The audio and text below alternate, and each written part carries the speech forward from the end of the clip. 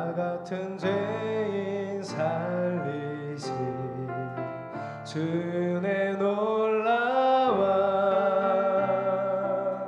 잃었던 생명 찾았고 광명을 얻어 한 번 더 하겠습니다. 나 같은 죄인 살리시 주 은혜 놀라와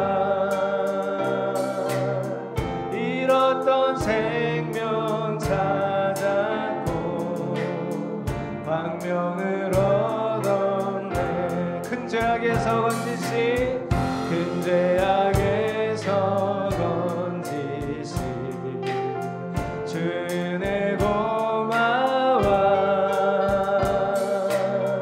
나 처음 믿은 그 시간 귀하고 귀하다. 주 찬양 주 찬양 주 찬양 내 마음 다해 주 찬양 주 찬양 내 생명 다. 우리 손을 높여서 이제껏 내가 산 것도 이제껏 내가 산 것도 주님의 은혜라. 또 나를 장차 본 향해 인도해 주시리. 거기서 우리 영원히 거기서 우리 영원히 주님의 은혜로 해처럼 밝게 살면서 주 찬양하리라. 주 찬양 주 찬양 주 찬양 내 마음 다해 주 찬양 주 찬양 내 생명 다해. 이제껏 내가 산 것도 이제껏 내가 산 주님의 은혜라. 주님의 은혜라. 또 나를 장차 본 향해 인도해 주시리. 거기서 우리 영원히 거기서 우리 영원히 주님의 은혜로 해처럼 밝게 살면서 주 찬양하리. 할렐루야. 주 찬양 주 찬양 주 찬양 내 마음 다해 주 찬양 주 찬양 내 생명 다해. 거기서 우리 영원히 하나님과 함께 살아가는 것을 다시 꿈꾸면서 그 다음 찬양 천국에서의 삶을 소망하면서 찬양하겠습니다. 우리 박수치면서 찬양합시다. 나를 사랑하는 주님 나를 사랑하는 주님 나를 위해 죽으시고 부활 승천하시어 나의 주가 되셨네. 나의 주가 되셨네.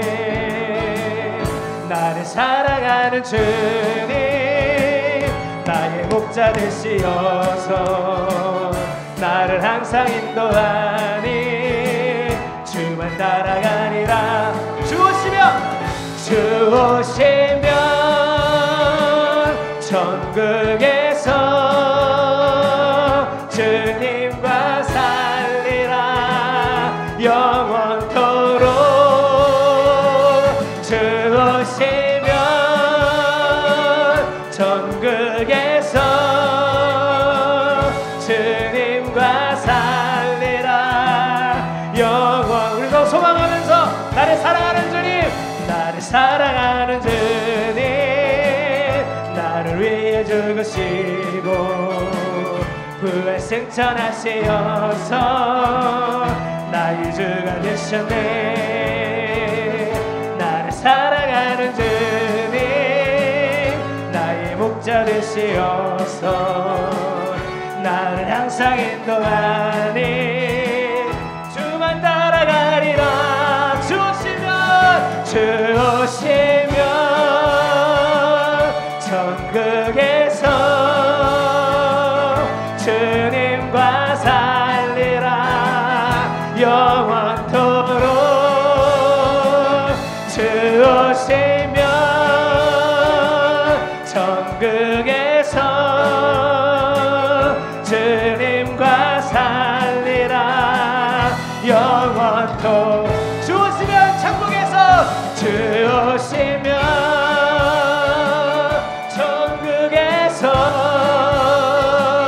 주님과 살리라 영원토록. 주 오시면 천국에서 주님과 살리라 영원. 다시 한번, 주 오시면 천국에서, 주 오시면 천국에서 주님과 살리라 영원토록. 주 오시면 천국에서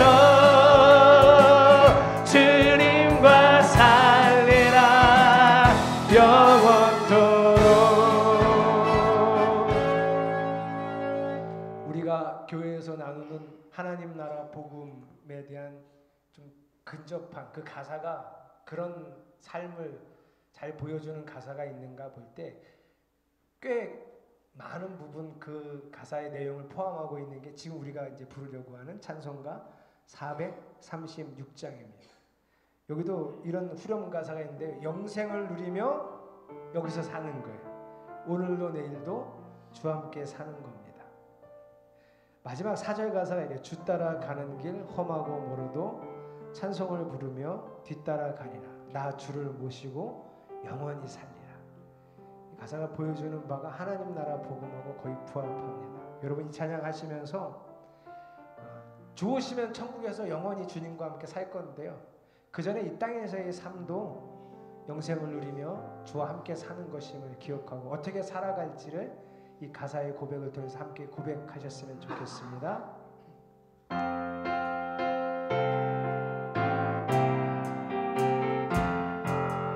나 이제 주님의 새 생명 얻은 몸, 옛것은 지나고 새 사람이로다. 그 생명 내 맘에 강같이 흐르고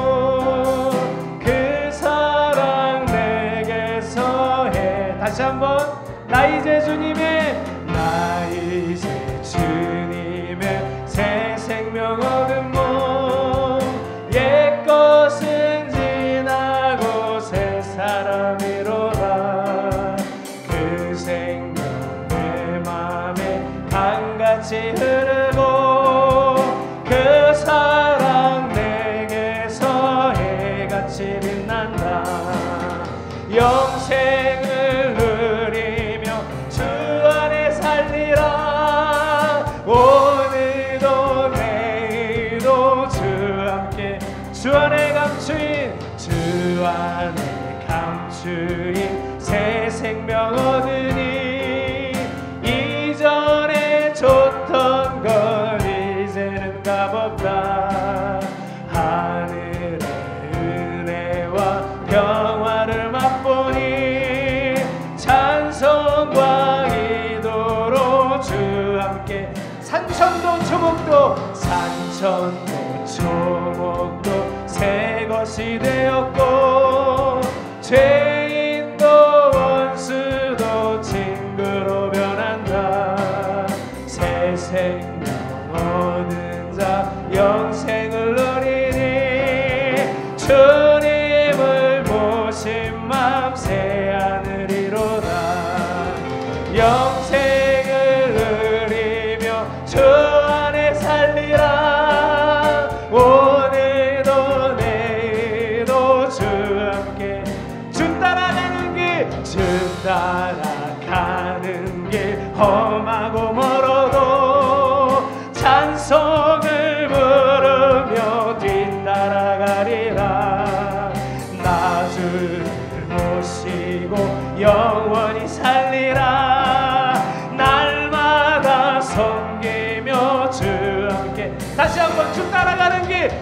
따라가는 길 험하고 멀어도 찬송을 부르며 뒤따라가리라.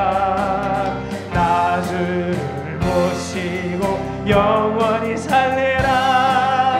날마다 섬기며 주 함께 살리라. 영생을 누리며 주 안에 살리라. 오늘도 내일도 주 함께 영생을 누리며 주 안에 살리라. 오늘도 내일도 주, 우리 소리 높여서 영생을 누리며 주 안에 살리라. 오늘도 내일도 주 함께 영생을 누리며 주 안에 살리라. 오늘도 내일도 주 함께 살리라. 아멘. 이 가사 여러분 436장, 이번 한 주간 하나님 말씀 묵상하시고 어떻게 살아야 될까 이렇게 생각하실 때 436장 한번 천천히 찬양해 보세요. 요즘 뭐 유튜브가 좋아서 찬송가 436장 이렇게 검색하시면 영생 이런 사람이 나와서 찬양할 거예요. 그걸 들으시면서 나도 한번 해보시면 됩니다. 한 주간 또 말씀과 주님 안에서 승리하시기를 축복합니다. 자, 오늘 본문 말씀 보겠습니다. 마가복음 2장 13절에서 17절. 저랑 교도할게요. 예수께서 다시 바닷가로 나가셨다. 무리가 모두 예수께로 나오니 그가 그들을 가르치셨다.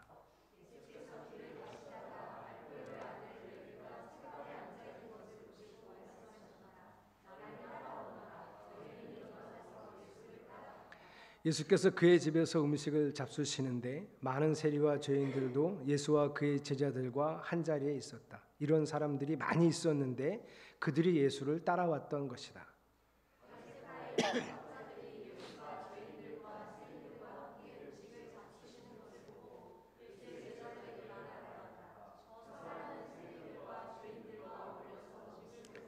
같이 읽겠습니다. 예수께서 그 말을 들으시고 그들에게 말씀하셨다. 건강한 사람에게는 의사가 필요하지 않으나 병든 사람에게는 필요하다. 나이는 의인을 부르러 온 것이 아니라 죄인을 부르러 왔다. 아멘. 하나님께 실망했습니다. 말씀의 제목은 이렇고요. 우리 옆에 사람들과 앞뒤로 인사하겠습니다. 사랑하고 존경합니다. 제가 자꾸 잊어버리는데요. 주일 오전 예배 11시 예배 마치고도 세대 통합 예배 하는 것처럼 축도하고 다 한 사람씩 얼굴 보고 인사하고 가실 분들은 가시고 식사하시라고 하고 싶은데 자꾸 잊어버려요. 제가 누가 좀 얘기 좀 해주세요. 여러분이 더 잘 잊어버리겠죠? 자, 오늘 본문의 배경은 이렇습니다. 예수님이 갈릴리 가버나움을 중심으로 한 갈릴리 주변에서 이미 유명 인사가 됐습니다. 전국 각처에서 소문을 듣고 찾아올 정도니 유명 인사입니다. 어떤 유명 인사냐면 새롭게 부각된 정치인, 새롭게 떠오르는 종교 정치인. 왜냐하면 이스라엘은 종교와 정치가 하나였기 때문에. 그래서 나라를 새롭게 다스릴 수 있는 이 사람으로 예수가 이렇게 떠오른 거죠. 또 그분이 말하는 걸 보니까 그분이 새롭게 세우신다는 하나님 나라가 있으니 아마 저분이 왕이 되고, 저분이 왕이 되면 어떤 나라가 될지를 또 꿈꾸는 거죠. 자, 이쯤 되니까 예수님은 이미 유명 인사가 됐고 사람들의 관심이 어디에 쏠렸냐 하면 누가 저 예수를 도와서 새 나라를 건설할까? 흔히 우리가 사극에 보면 나오는 개국공신, 누가 개국공신이 될까에 관심이 쏠렸습니다. 그런데 이미 예수님이 개국공신 할 사람 4명을 뽑았습니다. 베드로, 안드레 둘이 형제고요. 야고보, 요한 둘이 형제입니다. 둘 다, 넷 다 어부지요. 그 중에 어디가 더 부자입니까? 어느 집이 더 부자예요? 이러시기에요 자꾸? 야고보 요한이 부자입니다. 그 4명을 부를 때 보면 베드로 안드레는 그냥 따라왔고 야고보 요한은 아버지와 일꾼들을 버려두고 따라왔잖아요. 야고보 요한의 집은 똑같은 어업을 하지만 일꾼들이 같이 일해주는 사람, 그 집안이죠. 거기가 더 부자예요. 자, 이제 4명밖에 안 뽑았어요. 앞으로 몇 명 더 필요할 거 아니에요, 개국공신이. 그래서 사람들이 누가 예수님을 따라서 저 새로운 나라를 건설할까?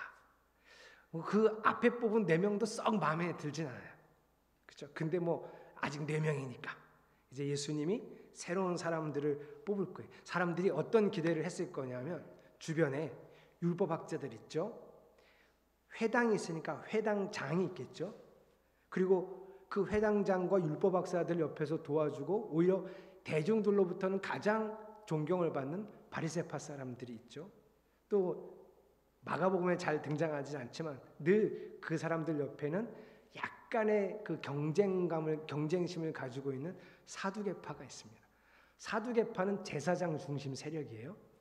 이 모든 사람들이 사람들로부터 꽤 괜찮은 종교인이다, 꽤 괜찮은 정치인이라고 인정받고 있으니까 아마 가버나움을 중심으로 한 그 주변에 있는 그런 수많은 종교 정치인들을 두고 사람들이 저 사람들을 택해서 예수님이 새로운 나라를 건설하는 걸 아닌가.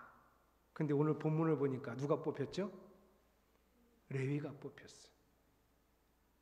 왜 하필 레위일까? 레위가 어디에 앉아 있었죠? 세관에.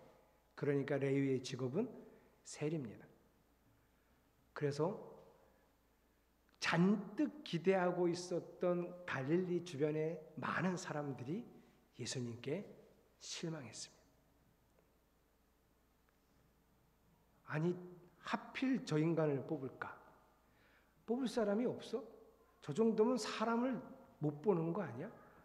저 정도면 사람을 구별을 못하는 거 아니야? 그런데도 예수님은 고집을 부리고 레위를 뽑은 거예요. 그 레위가 5번째고 그 뒤로서 12명을 더 뽑죠. 제가 12명 명단 보여줄 테니까 레위 찾아보세요. 16절, 17절, 18절, 19절 12명 명단 제가 파란색으로 다 레위 찾아보세요. 레위. 가론 유다 아닌데요. 레위였죠. 레위. 마태요. 레위가 마태요. 장동주 집사님이 깜짝 놀랐던 사람은 누구죠? 누가 빠졌죠? 누가복음에 가면 여기서 누가 빠져요? 다대오, 그죠? 장동주 집사님 다 외워요. 12명의 명단을. 근데 제가 자기 다 외운다고 저는 뭐 다 외웁니다. 그래서 누가복음 6장 펼쳐봐. 그랬더니 거기는 한 사람이 다대오가 없어요. 당황스럽단 말이에요. 지금도 아니 우리가 레위를 뽑았다고 분명히 그랬는데 12명 제자 명단을 보니 레위가 없으니 우리는 얼마나 당황스러워요. 레위는 뽑았다가 잘렸나? 이렇게 생각할 수 있잖아요. 이름이 2가지가 있어요. 이게 어떤 식의 이름, 어떤 언어로 이름을 부르냐에 따라서 다른 거고 혹은 별명이 있을 때가 있어요. 닉네임처럼. 베드로도 원래 이름이 시몬이잖아요. 그렇죠? 그 베드로도 불리기도 하고. 그래서 이제 좀 다르죠. 여기는 레위는 마태입니다. 어쨌든 레위가 뽑혔어요. 우리는 너무 안타까운 거예요. 우리는 그냥 예수님이 뽑았으니까 뭐 예수님이 뽑았는데 우리가 무슨 말을 하나 그러겠지만 그 당시 갈릴리 사람들은 미친 거 아니야? 아니 무슨 생각으로 레위를 뽑은 거지? 실망한 거예요. 레위는 얼마나 기뻤는지 즉시로 일어나서 세관에서 벌떡 일어나서 쫓았고요. 그게 얼마나 기뻤는지 예수님 초청해서 잔치를 식사 대접을 하고 잔치를 하는 거예요. 우리는 잘 몰랐지만 왜 갈릴리 주변 사람들은 레위가 아니라고 생각했을까요? 예수님을 도와서 한 나라를 건설하려면 그래도 괜찮은 사람을 생각했던 거예요. 사람의 능력. 근데 예수님은요, 사람의 능력이 필요가 없어요. 그런 말 있죠. 뛰어봤자 벼룩. 벼룩은요, 자기 몸에 200배까지를 뛸 수 있어요. 대단하죠? 자기 몸에 200배. 우리는 자기 몸에 2분의 1도 못 뛰잖아요. 우리 저기 앞에 허정화 집사님, 황한심 집사님 제자리 뛰기, 높이 뛰기 해보라 그러면 자기 키의 반도 못 뛸걸요. 되게 잘 뛰는 배구 선수들이 1m 20 이렇게 뛴다고 하니까 그건 잘 뛰는 그 선수들이고 우리는 30cm 뛸 것 같아요.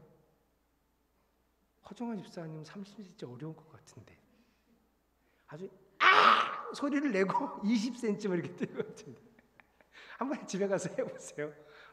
벚꽃을 한번 이렇게 탁 쳐보세요. 어디 가서 되나? 근데 벼룩은 몇 배? 자기 몸에 200배. 문소령 집사님이 잘 뛸까요? 벼룩이 잘 뛸까요? 응? 이게 왜 웃기지? 진지하게 물어본 건데. 아니 문소령 집사님이 잘 뛸까요? 벼룩이 잘 뛸까요? 벼룩이라고?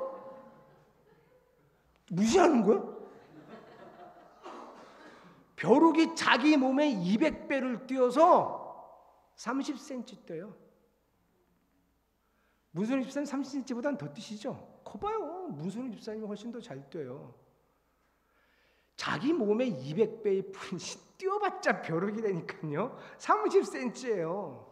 제가 무슨 얘기하고 싶어서 벼룩 얘기를 하냐면 존재 자체가 작아요. 벼룩은 200배, 30cm라니까요. 벼룩이라는 존재 자체가 작아서 200배를 뛰어도 30cm예요. 그럼 뭐 힘 안 들이고 문소령 집사님이 이렇게 펄쩍 뛰면 벼룩은 진짜 벼룩이지. 존재 자체가 벼룩은 작아요. 우리가 그래요, 여러분. 우리는 우리끼리 저 사람 능력도 많아, 저 사람은 재능도 많아, 저 사람은 성품이 좋아. 우리는 우리끼리 하는 거지. 하나님 나라에서 하나님이 일꾼을 쓰실 때 우리 능력이 뭐가 필요하겠어요? 뛰어봤자 벼룩이지. 그래서 여러분 마가복음 묵상하면서 예수님이 제자를 뽑을 때, 제자를 사도로 12사도를 세울 때 첫 번째가 뭐였어요? 첫 번째가 아니 이러시기에요 자꾸? 작은 표대를 안 하세요? 네? 작은 표대 하시죠? 갑자기 막 궁금하네. 점검을 해야 될 것 같은데 제가 돌아가면서 낄까요? 황한심 집사님, 이현지 집사님 할 때 갈까요? 제가? 어떻게 하시나 한번. 왜 모르시지? 다음 성경을 한번 보여주실래요?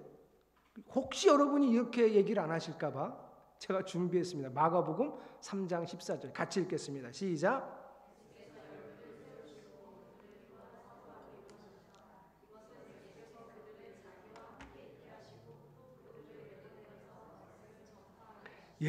첫 번째가 뭐라고요? 자기와 함께 있게 하는 거예요. 예수님의 제자의 조건은 예수님과 함께 있는 거예요. 뭘 잘하는 게 아니에요. 레위도 괜찮고 베드로도 괜찮고 가룟 유다도 괜찮고 열심당원 시몬도 괜찮아요. 아니 다른 사람도 괜찮아요. 근데 단 조건이 있어요. 뭘 잘해야 돼요? 예수님 옆에 붙어 있어야 돼요. 여러분 사람의 됨됨이, 그 사람의 능력, 그 사람의 경건과 거룩 그런 거 그렇게 중요하지 않아요. 예수님 옆에 있으면 경건해질 거예요. 예수님과 같이 지내면 거룩해질 거예요. 예수님과 함께 있으면 예수님의 능력을 힘입어 능력 있게 될 거란 말이에요. 그래서 첫 번째 조건이 뭐라고요? 예수님과 함께 있는 거예요. 그게 예수님 제자의 재능이어야 해요. 여러분 교회에도 어떤 사람이 필요하냐 하면 공부 잘하는 사람, 재능 많은 사람, 돈 많은 사람이 교회에 필요한 게 아니고요. 예수님, 그저 하나님 옆에, 그저 예수님 옆에 있기를 즐거워하는 사람, 예수님 옆에서 자기 자신을 볼 줄 아는 사람, 예수님의 생각을 그래서 알아가는 사람이 필요한 거예요. 예수님 생각을 알아가면 그 다음에 뭐 할까요? 그 생각에 순종하는 거죠. 하나님의 나라는 이런 사람들이 세우는 거예요. 솔직히 조금만 더 냉정하게 얘기하자면 그것마저도 그리 필요하지 않아요. 왜냐하면 주님이 우리를 사랑하셔서 옆에 두신 거거든요. 같이 있고 싶어서. 뭘 좀 잘할 수도 없고 잘하지 못해도 관계없이 그저 그냥 옆에 같이 있고 싶어서. 그게 제자의 첫 번째 조건이에요. 이 조건을 모르니까, 예수님의 이 기준을 모르니까 다른 사람들은 어떻게 했어요? 실망했어요. 레위 보세요. 너 나 따를래? 아니 걔도 지금 돈 많이 벌고 있거든요. 근데 어떻게 했어요? 세관에 앉아 있다가 벌떡 뛰어나와서 예수님을 따랐잖아요. 그게 조건이에요. 그런 사람을 원하셨던 거예요. 근데 사람들은 이 조건을 모르고 예수님의 이 마음을 모르니까 실망했어요. 그래서 오늘은 이 본문의 원래 주제가 아니라 이 얘기를 하고 싶어요. 여러분은 하나님께 실망하신 적 없어요? 잘못된 선입관으로 잘못된 자기 생각으로 하나님께 실망했어요. 갈릴리 사람들이. 이런 식의 실망이 여러분에게는 없었습니까? 제가 성경을 묵상하는 방법을 제 삶을 가지고 설명해 주려고 오늘 오후 집회 시간에 이 본문을 택했어요. 저는요, 하나님께 실망한 적이 정말 수도 없이 많아요. 저는 그래서 대놓고 하나님한테 실망했다고 한 적이 정말 많아요. 저는 언제부터 하나님에게 정말 본격적으로 실망하기 시작했냐면 대학원 간 그날부터 정말 본격적으로 하나님께 실망했어요. 뭐 제가 하도 간증을 해서 여러분이 웬만큼 들어서 아시겠지만 저 정말 좋은 데 취직됐었어요. 제 동생도 몰라요. 아무한테도 얘기 안 했어요. 못 가게 할까 봐 신학대학원을. 심지어 그때 사귀고 있던 저희 아내도 몰랐어요. 나 신학대학원 가도 돼? 그랬더니 하고 싶은 대로 하시라고 그러더라고요. 근데 제가 정말 초봉이 어마어마한 직장에 취직된 걸 알면 직장 다니다가 나중에 가면 안 되는데 혹시 이런 말 할까 봐 아예 직장에 취직된 걸 얘기도 안 했어요. 포기한 거잖아요, 여러분. 제가 다 포기하고 그 다음 우리 선생님의 제안도 포기하고 내 박사학위까지 책임져 주시겠다는 선생님의 제안도 포기하고 제가 신학대학원을 간 거잖아요. 하나님이 부르셔서. 그때부터 실망했어요. 신학대학원 입학이 3월인데 2월 달부터 헬라어 수업을 입학도 하기 전에 듣는데 1월 달에 폐결핵에 걸렸어요. 제가 그때 그랬어요. 하나님 실망입니다. 제가 다 포기하고 대학원을 왔는데 도와주셔야지. 폐결핵이 뭡니까? 폐결핵이. 그때부터 실망했어요. 실망의 연속인데요. 그 다음부터 대학원을 가는 순간부터 가난해졌어요. 우리 아버지가 화가 이렇게 나셔가지고 네가 알아서 하라고. 호적을 파라 그랬는데 호적은 못 파겠다고. 나가라 그랬는데 갈 데가 없다고. 그래서 내가 버티고 그 대학원을 갔는데 우리 아버지가 너무 화가 나시니까 공급을 끊으셨죠. 처음에는. 제가 다 포기하고 갔으면 하나님이 이러시면 안 되지 않아요? 아버지는 끊어도 하나님 아버지는 끊지 말아야지. 그렇죠? 그래야 여러분 저도 간증할 게 있잖아요. 우리 아버지가 끊었으면 하나님이 여러 경로를 통해서 제 쓸 것을 공급해 주시면 역시 우리 하나님이 이러셨습니다. 간증하잖아요. 제가 하나님께 영광을 돌리고. 우리 아버지가 끊으셨는데 하늘아버지도 끊으시더라고요. 정말 너무 힘들게 살았어요.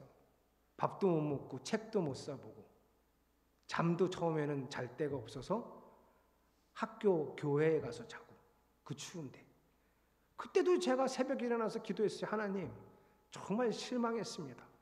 이게 뭡니까? 또 그러다가 참 사람이 얼마나 간소한 줄 알아요? 또 뭐가 생기잖아요. 또 그렇게 감사해. 감사원금에 또 이거 감사원금하면 다음 주에 쓸 돈 없는 거 아니야? 그냥 하나님이 주셨는데 이거 하나님께 감사해야지. 하나님께 감사원금을 또 왕창해. 그리고 그 다음 주에 쫄쫄 굶으면서 또 하나님 실망했습니다. 또 이러는 거예요. 진짜 제가 지금 생각하면 거의 이건 변죽이지. 이거는 좋았다가 나빴다가 신학대학원씩이나 다니면서 그렇게 실망한 게 한두 번이 아니에요. 대학원 졸업할 때쯤 됐는데 저는 갈 데가 없는 거예요. 감리교 안에서 목회를 해야 되는데 갈 데가 없어요. 교수님도 너 어떡하려고 여기로 왔냐고 그러시더라고요. 그래서 또 실망했죠. 하나님한테. 이게 뭡니까 하나님. 아니 기껏 3년을 공부하는데 갈 데가 없어요. 갈 데가. 할 게 없어요. 아니 뭐 이러려고 나를 감리교 신학대학원에 보내셨냐고. 또 실망했죠. 근데 놀랍게 갑자기 시험 제도가 생긴 거예요. 저 졸업하는 애. 그래 또 감사하죠. 막 너 할렐루야. 역시 하나님이. 그런데 또 그렇게 사역을 시작했는데 그 다음 과정은 또 저는 막막한 거예요. 맨날 이래요. 맨날. 정말 실망했다가 절망했다. 그래서 제가 하나님께 실망했습니다보다 더 많이 한 소리가 뭐냐 하면 기도하다가 하나님 저한테 왜 이러세요? 하나님 저한테 왜 이러세요? 자꾸 왜 이러세요? 제가 제일 많이 한 기도예요. 그러다가 하나님이 뭔가 해결해 주시면 또 찬양하고 또 뭐가 막히면 또 왜 이러세요? 진짜 이러지 말았어야 되는데 지금은 정말 부끄러운 일이에요. 근데 제가 제일 실망하고 너무 힘들어했던 때가 언제냐면 춘천에 왔을 때예요. 너무 힘들었어요. 진짜 내가 하나님이 정말 왜 나한테는 이러실까? 왜 나한테는 왜 자꾸 이러시지? 춘천에 와서는 정말 어마어마하게 힘들었어요. 그때 제가 막 그렇게 힘들고 어려울 때 읽었던 성경이 누가복음이에요. 누가복음을 계속 이렇게 읽고 있었어요. 누가복음 읽고 어디 읽을까요? 그 다음에 요한복음, 그죠?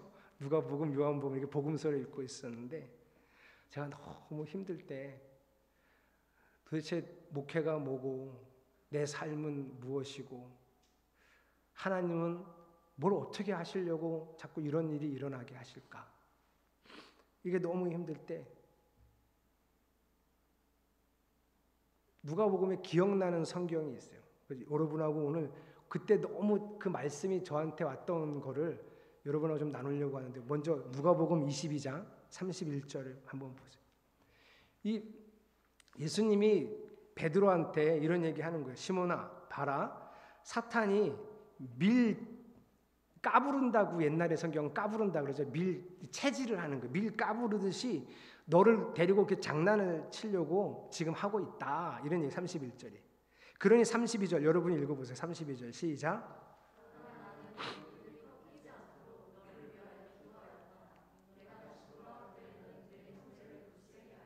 네. 너 이렇게 하나? 너 지금 사탄이 너 노리고 있어. 그러니까 내가 너를 위해서 기도했으니까 너 굳세게 좀 서라. 이렇게 얘기해 주시는 거예요. 그러니까 제가 너무 힘든데 왜 힘든지는 얘기 안 할게요. 제가 너무 힘들었어요. 정말 다 하기 싫었어요.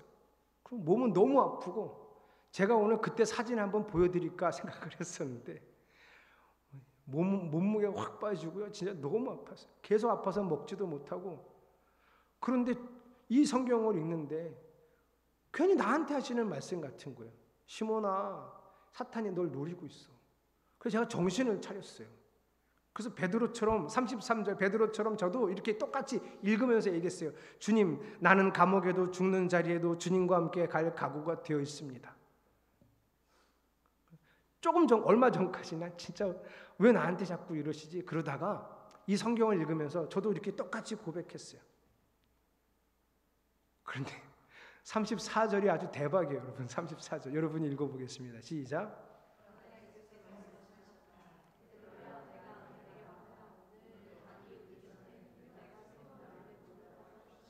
31절부터 34절까지의 맥락을 보면 여러분 어떤 거예요? 지금 사탄이 노리고 있잖아요, 베드로를. 그래서 베드로가 사탄의 노림수에 넘어가면 어떻게 될 거라고요?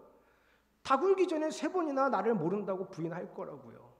이럴 거예요. 그럼 여러분 여기서 베드로 어떻게 했었어야 돼요? 선생님 여기서 다른 놈들은 몰라도 저는 안 그럽니다. 이러면 안 돼요. 여러분 이러면 안 돼요. 저는 정말 주님과 함께 감옥이라도 가고 목숨도 내놓고 싶은데 제가 정말 선생님 제가 정말 그런다고요? 저는 믿기지가 않는데 제가 정말 선생님 모른다고 3번이나 부인할 거라고 제가 네가 그럴 거야. 선생님 저는 그러기 싫어요. 제가 정신 똑바로 차릴게요. 저 마음을 새롭게 하고 다시 기도하고 선생님 저를 도와주세요. 이랬으면 3번 부인하는 일은 없었던 거예요. 왜 3번 부인했냐면 다른 놈들은 몰라도 나는 절대 안 그럽니다. 주님이 저를 몰라서 그래요. 제가 의리 저를 모르세요? 이래서 그렇게 3번이나 부인한 거예요. 3번이나. 근데 제 마음을 쾅 친 성경 구절은 61절이에요. 60절.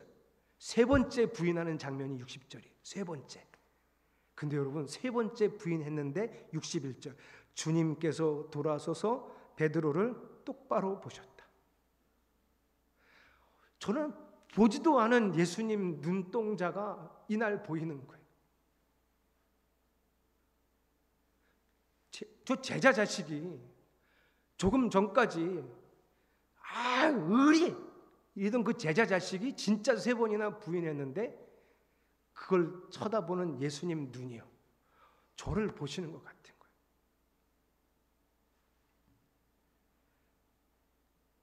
주님이 저를 춘천으로 보내셨어요. 여러분 제 과정을 몇 번 얘기해서 아시겠지만 저는 오고 싶어서 온 게 아니에요.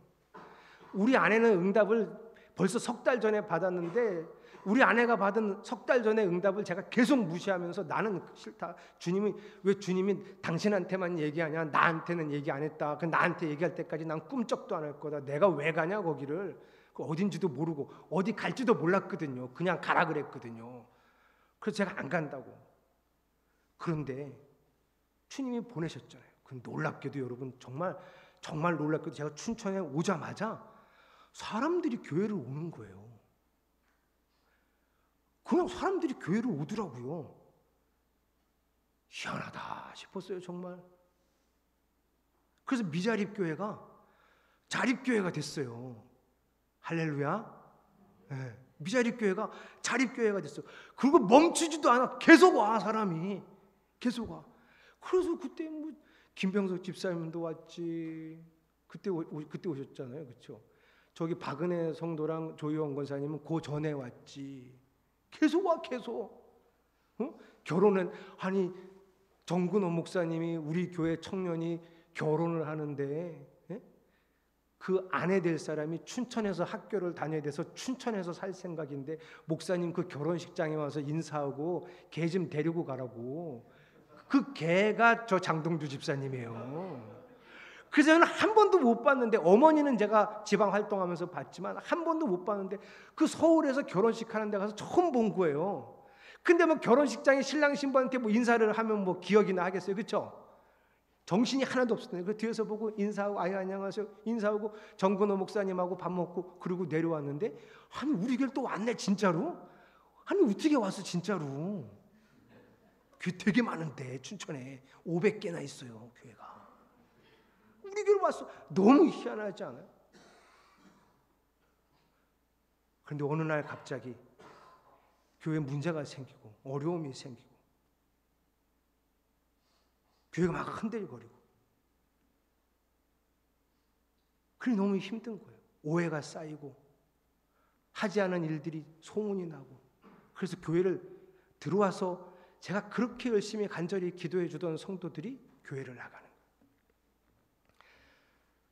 제가 누구한테도 이런 얘기를 제대로 해본 적이 없는데요.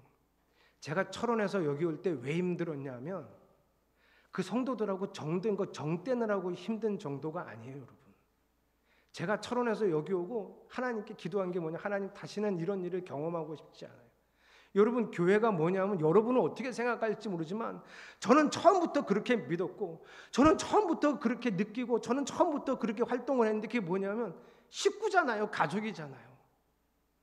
왜 그게 힘들었을까요? 왜 철원에 있는 성도들을 두고 춘천으로 오는 게 제가 작은 교회 와서 힘들었을까요? 작은 교회 올 수도 있죠. 그건 그렇게 힘들지 않아요. 뭐가 힘들었냐면 생이별, 내 가족이란 말이에요. 내 아버지, 내 형제, 내 자매, 내 자매를 생이별을 거기다 두고 나는 여기로 오는 거니까 참을 수 없이 힘들었어요. 너무 아팠어요. 몸이 다 아팠어요. 원래 일주일 더 있다가 이사하는 건데 너무 아파서 견딜 수가 없어. 내가 계속 이 사람들을 보고 있으면 이걸 어떻게 감당을 못할 것 같아서 춘천의 목사님한테 전화해서 우리 일주일만 빨리 이사 오자고 제가 그랬어요. 가슴 통증이 생기고요, 복통이 생기고 밥을 먹을 수가 없어요. 너무 아파서. 왜? 내 식구니까, 내 가족이니까, 내 새끼니까. 춘천에 와서 새 식구가 생긴 거잖아요. 내 가족이 생겼어요. 지금도 저는 우리 성도들을 나는 교회 목사, 우리 성도는 교회 성도 이렇게 생각하는 게 아니라 하나님은 이 교회를 하나의 가정처럼 보신단 말이에요. 내가 내 핏줄로 여기고 여러분을 보는 거예요. 내가 왜 기도하냐면 내 핏줄이니까, 그리스도의 혈연으로 그리스도의 피로 하나 된 내 가족이니까. 근데 그 가족이 나를 오해해서 교회를 나갔어요. 여러분, 이게 얼마나 아픈 일인지를 몰라요. 여러분이 이걸 가족이라고 생각하지 않으면 여러분은 절대 알 수 없어요, 이 고통을. 그래서 아팠던 거예요. 내가 오해받아서 아픈 것보다 내가 사람들의 잘못된 생각에 이상한 판단을 받아서 아픈 게 아니라 내 가족인데, 내 혈연인데, 내 식구인데, 내 새끼인데, 내 새끼가 나를 잘못 생각해서 하지도 않은 일을 그랬다고 생각해서 교회를 나간다고 하면 그게 얼마나 아픈 일이에요. 엄청 상처받았어요, 여러분. 제가 그래서 힘들었어요. 아니, 어떻게 이 사람들은 교회를 이렇게 생각하지? 교회가 건강하지 않고 썩어 문드러지고, 교회의 목사가 너무 잘못해서 목사가 해서는 안 될 짓을 해서 교회를 무너뜨려 놓으면 이미 그 가족의 관계가 깨져가는 거니까 어쩔 수 없다고 해도, 나는 그게 아닌데, 나는 여전히 가족인데, 이 가족을 지키고자 최선을 다하고 있는데 어떻게 나를 오해하고 버리고 갈 수 있을까? 너무 아파서 밥도 안 먹히고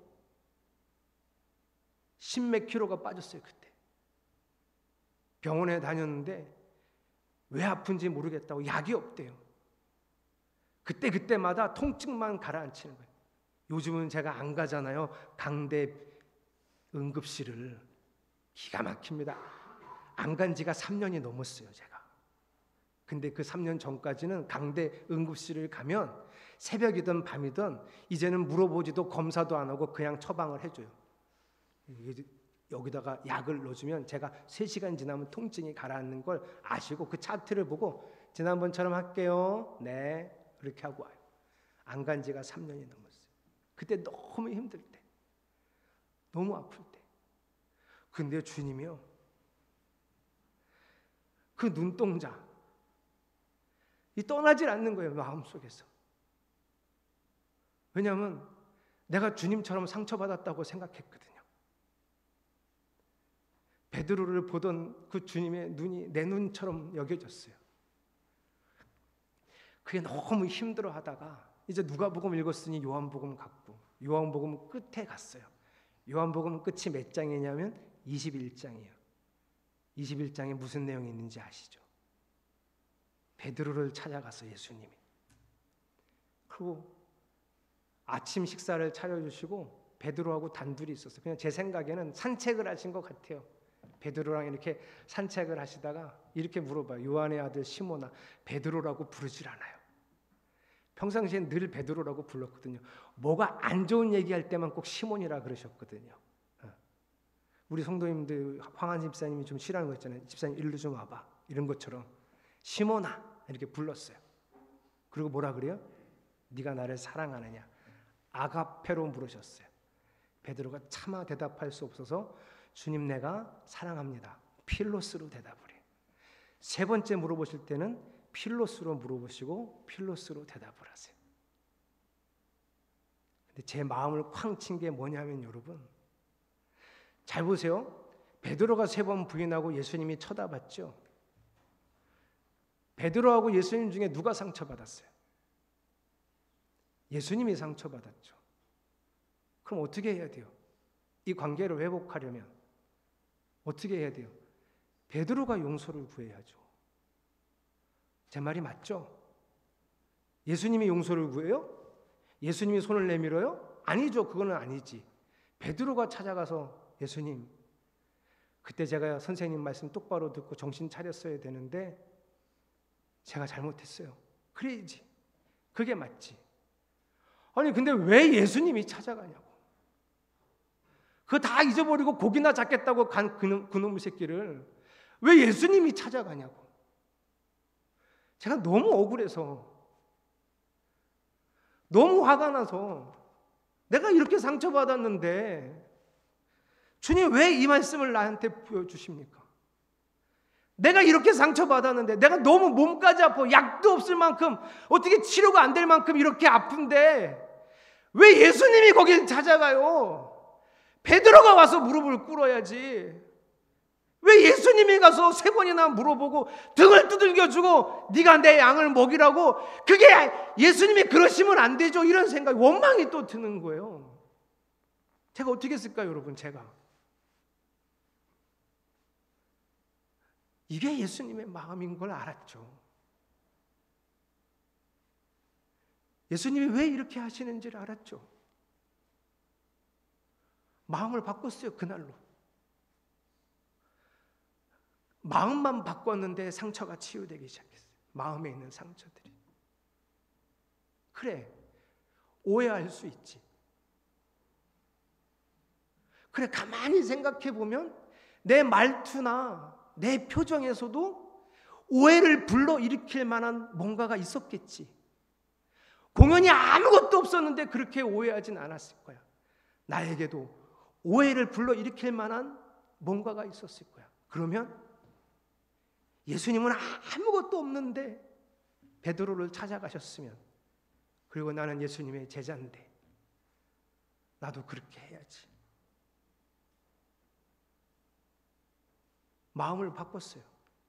상처가 사라지고 다시 사랑하는 마음이 생기고 내 마음의 회복이 일어나고, 그리고 교회도 차츰 안정을 찾아가기 시작했어요. 이게 묵상의 힘이에요, 여러분. 이게 여러분, 제가 한 일주일 안에 있었던 묵상의 내용이에요. 매일매일 주시는 말씀에도 젖을 때가 있고, 또 한 번 주신 말씀이 계속 번갈아 가며 나를 쳐서 그 말씀에 젖어갈 때도 있는 거예요.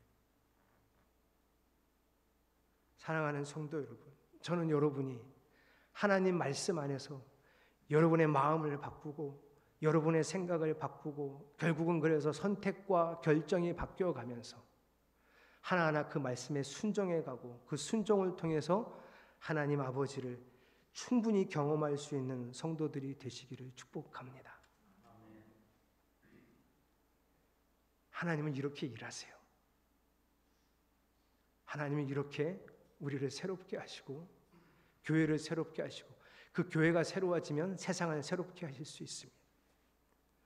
그래서 여러분과 저는 하나님 말씀 안에서 나에게 주시는 그 말씀을 통해 하나님을 그저 같이 있어서, 그저 예수님 곁에 있어서 그 마음을 통함으로써 제자가 되어져 가는 이 참다운 묵상의 길, 신앙의 길을 걸어가시기를 주님의 이름으로 축복합니다. 이 말씀을 준비하면서 여러분하고 이 찬양을 부르고 싶었어요.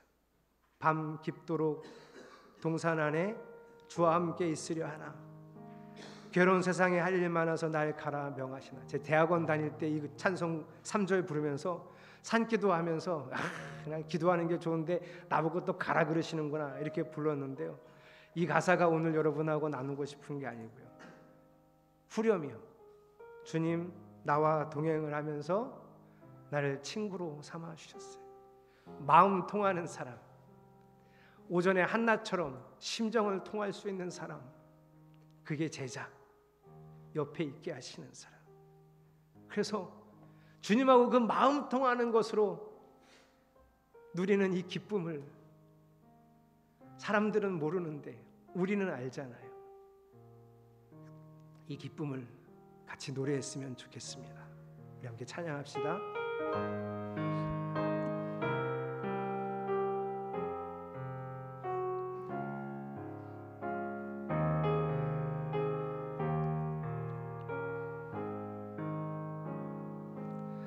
저 장미꽃 위에 있을 아직 맺혀 있는 그때에 귀에 은은히 소리 들리니 주 음성 분명하다. 주님 나와 동행을 하 나를 나를 친구 삼으셨네.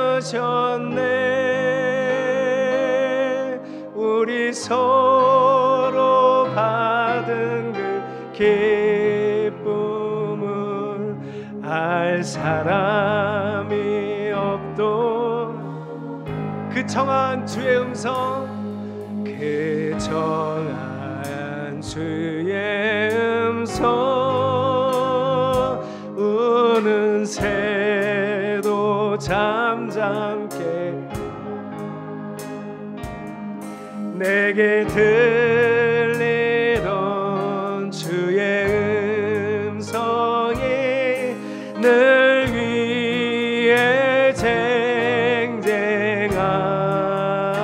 쟁쟁하다. 주님 나와 동행을 하, 나를 친구 삼으셨네. 우리 서로 받은 그 기쁨을 알 사람이 없도다. 밤 깊도록 동산 안에 주와 함께 있으려 하. 아멘. 괴로운 세상에 할 일 많아서 날 가라 명하신다. 주님 나와 나를 친구 삼으셨네. 나를 친구 삼으셨네. 우리 서로 받은 그 기쁨을 알 사람이 없도다. 기도하겠습니다. 주님이 곁에 두시려고 우리를 부르셨습니다. 뭘 잘하지 못해도, 금방금방 깨닫지도 못해도, 자기 승질에 넘어가고 쉽게 분노하고 금방 불평하고 원망해도 그저 곁에 두고 또 곁에 두시려고 우리를 부르셨습니다. 주님, 이제 우리는 주님과 심정이 통하는 사람 되고자 합니다. 기도의 첫 발자국을 뗄 것이고 말씀을 묵상하며 주님과 마음 나누는 사람 되기 원합니다. 모세를 친구처럼 여기신 것처럼 주님과 마음 나누는 친구 되고 싶습니다. 우리를 옆에 두셨으니 늘 주님 옆에 있겠습니다. 이 묵상의 길, 이 신앙의 길을 포기하지 않고 걸어갈 수 있도록 우리를 이끌어 주시옵소서. 예수님의 이름으로 기도드렸습니다. 아멘. 인사하겠습니다. 성숙한 경지로 함께 나아갑시다. 한 번 더 인사합시다. 사랑하고 존경합니다. 오늘 예배 마치고도 다 얼굴 보고 인사하고 또 하실 수 있으면 안아주고 그렇게 하시고 집에 가시기 바랍니다. 화요일에는 성경학교가 식당에서 8시, 금요일에는 9시에 찬양기도회가 이 자리에서 있습니다. 세대통합예배 다음 주 주일 오후에 부활절 세대통합예배는 성찬예식과 아울러 진행을 하겠습니다. 열심히 가정사역에도 힘써 주시기 바랍니다. 오전에 광고한 것처럼 작은 표대 사역을 단순한 숙제가 아니라 진짜 묵상의 삶이 되도록 그렇게 천천히, 지금 못해도 괜찮아요 여러분, 괜찮아요? 천천히 훈련해 가시기를 바랍니다. 고난주간입니다. 주님의 생애를 마지막 한 주간을 그 행적을 잘 따라가 보세요. 마가복음 11장 중간부터 따라가시면 됩니다.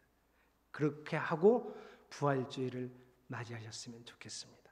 우리 예수님이 가르쳐 주신 기도로 마치겠습니다. 하늘에 계신 우리 아버지, 아버지의 이름을 거룩하게 하시며 아버지의 나라가 오게 하시며 아버지의 뜻이 하늘에서와 같이 땅에서도 이루어지게 하소서. 오늘 우리에게 일용할 양식을 주시고 우리가 우리에게 잘못한 사람을 용서하여 준 것 같이 우리 죄를 용서하여 주시고 우리를 시험에 빠지지 않게 하시고 악에서 구하소서. 나라와 권능과 영광이 영원히 아버지의 것입니다. 아멘.